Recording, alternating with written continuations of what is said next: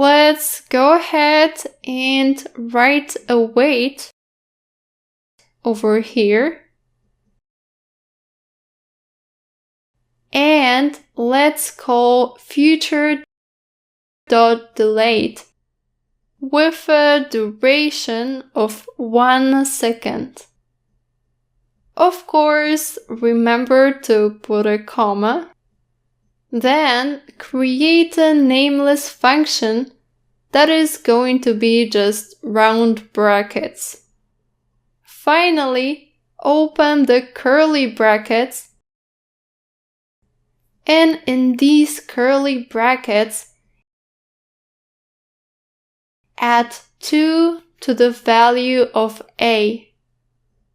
Once we're done, we're ready to go ahead and run it.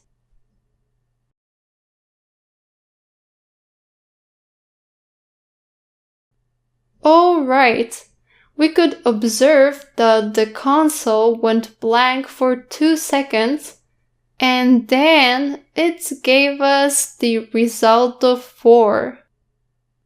Now, let's find out what is gonna happen if we don't write await here. So, let me remove it and try to run it.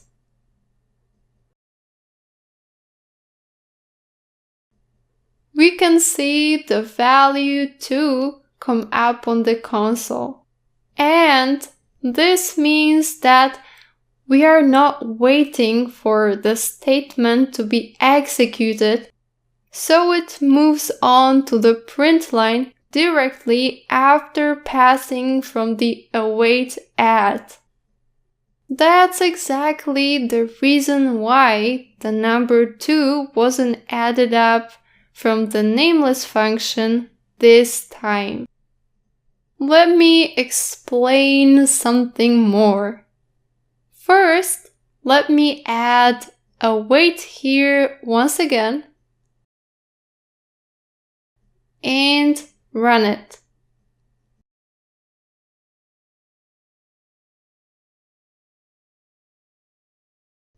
So the output is 4 now. What I want to do is remove the await that belongs to the add, just like this, and run it.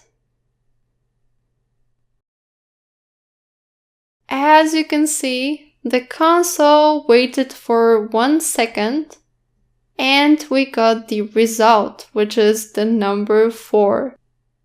This happened because by the time the await statement finished the execution, the add function also got the time to finish, and then the result got printed.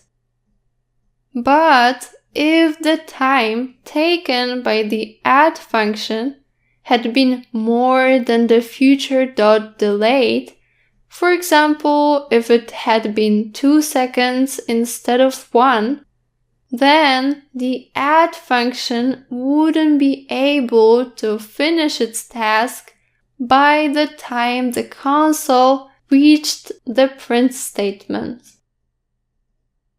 That is the reason why in the last video I said that putting async await for the launch was optional, as that function would be executed on its own and no other statement was dependent on it. So, in what situation could the await be useful for us? For example, if we wanted to download a set of numbers and use them to calculate in later statements, then we would need to use await.